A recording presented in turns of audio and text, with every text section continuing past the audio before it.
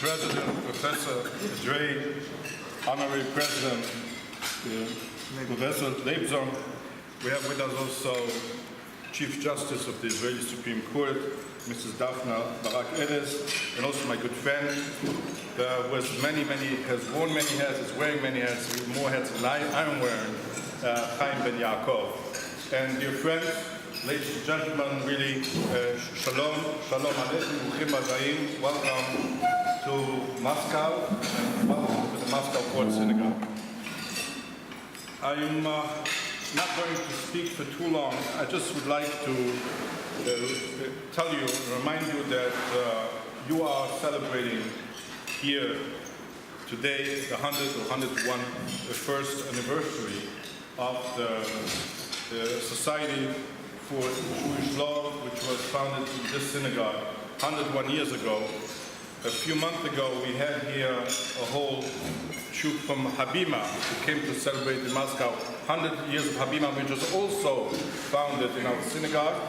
And by the way, the Society for the Revival of the Hebrew Language was also founded in our synagogue 100 years ago. Now, who was the person behind all this, I would say call it Zionist activity? It was my predecessor, the Chief Rabbi of Moscow. Maybe you know him from Tel Aviv. In Tel Aviv there is Rehov Harav Mazeh. There's a Rabbi Mazeh Street. And Rabbi Mazeh Street, I think he's one of the only Russian rabbis who got a street on his name in Tel Aviv. You know, for a rabbi to get a name in Jerusalem on the street is very easy. In Hebrew, it's even easier. But in Tel Aviv, for a rabbi to get his name on the street is quite difficult. So Rabbi Mazeh was, I would say, in pre-revolutionary Russia, especially in 1912, was the most important factor in defending Mendel Baylis during the blood libel trial in Kiev in 1913. I would like to remind you that in those times, 95% of the rabbis in Russia did not speak Russian. They only spoke Yiddish. And one of the only rabbis who spoke Russian, and who you had a divided rabbinate. You called it the dual rabbinate. You had the Rabbanim Ruchanim, the spiritual rabbis elected by the communities, and you had also the Rabbanim Mitam. You had the government rabbis. Now the government rabbis, why did it was an institution created because the government wanted the clergy to deal with the registration of all the personal status of every religion, which means the imams and the priests and the rabbis were expected to keep the books of births, deaths, marriages. This was all kept in churches, in synagogues, and in mosques. And the problem was that the rabbis did not speak Russian and couldn't write Russian. So they created this alternative rabbinate. We also worked very closely with the rabbinate, and there's much literature about the Rabbanut Mitam. Now there were very few people who were able to do both. Who were both recognized by the government and were seen as leaders by the Jewish community. One of them was Rabbi Tzirson from Kishinev, and the other one was Rabbi Mazeh from Moscow, who besides being a rabbi and learning by the Maldim, had also a degree in law. And that's the reason why he was chosen by the Jews in the Russian Empire to lead the defense of the Baylis tribe. It was not only an attack against Baylis personally, it was an attack against the religion, against the Talmud, against Kabbalah, against everything Judaism stood for. And you can imagine what would have happened in 1913 if Baylis would have been found guilty of killing this child Andrei in order to use the blood for matzah. You can imagine how many pogroms would have been the result of such a verdict. So, and I'm speaking here to judges, to law professors, and to Supreme Court judges, so I don't have to explain to you what the ramification of this trial meant for Russian Jewry.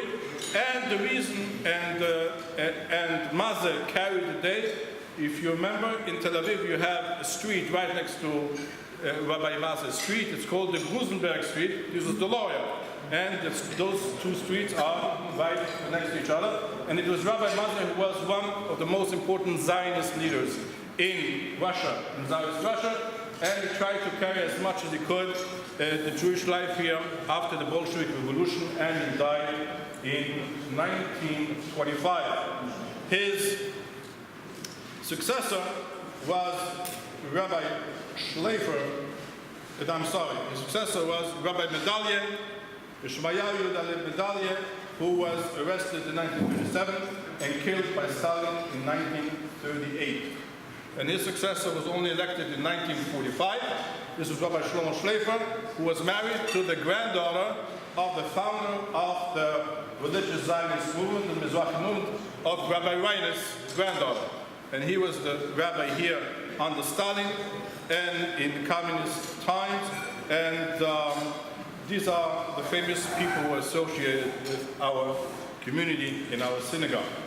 Before I finish, I would like just to mention to you, I think it will be of interest to you, I'm wearing another hat as the president of the Conference of European Rabbis. Since 2011, I'm the fourth president of this organization. The first two presidents were the chief rabbi of Great Britain, Sir Israel Brody and Lord Jacobowitz.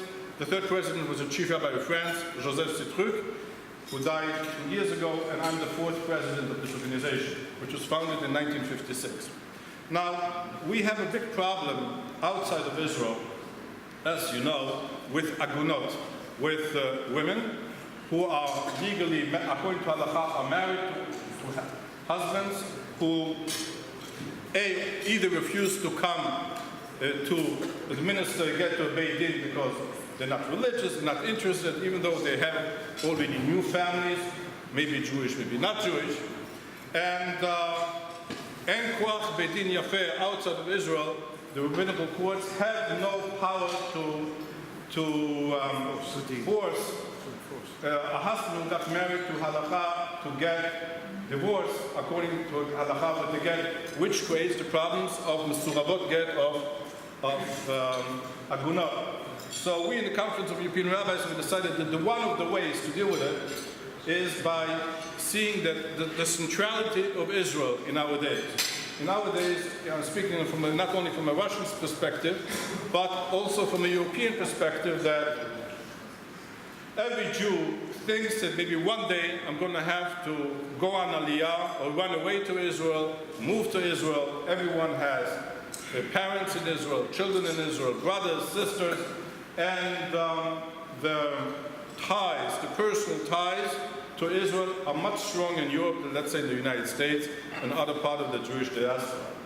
So we came up with the following idea, that to ask the Knesset to extend the jurisdiction of the Israeli rabbinical courts to deal also with agunot who are not Israeli citizens and who do not live in Israel.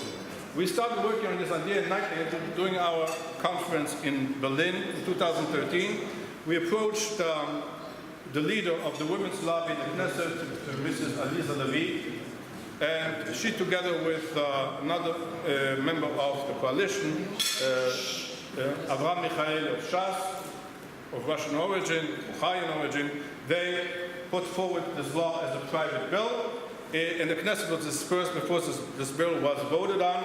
The bill came up again the next Knesset with 14 sponsors of the bill from all different parties of the House, excluding the Shema Mishutefet. And the government, the Ministry of Foreign Affairs, said they are against this bill. Why are they against this bill? Because if you're going to extend Israeli jurisdiction to people who are not citizens, who do not live in Israel, Europe might, vice versa, might extend jurisdiction and, let's say, arrest officers of the army or the Mossad for things which have nothing to do with Europe. So the bill was rephrased and came back during this Knesset as a government bill, 1207, rephrased that this bill is only to deal with the get not to deal with any other questions dealing with divorces, not any monetary issues, etc. And this bill just passed 3 weeks ago. I think 42 against 24, and we got already reports from Israel and also from other batei din in Europe that this bill already helps to solve actual akunot cases. So I would like to use this opportunity to thank Israel for passing this bill in the Knesset and really taking care of one of the problems we as diaspora Jews have implementing the problems since emancipation when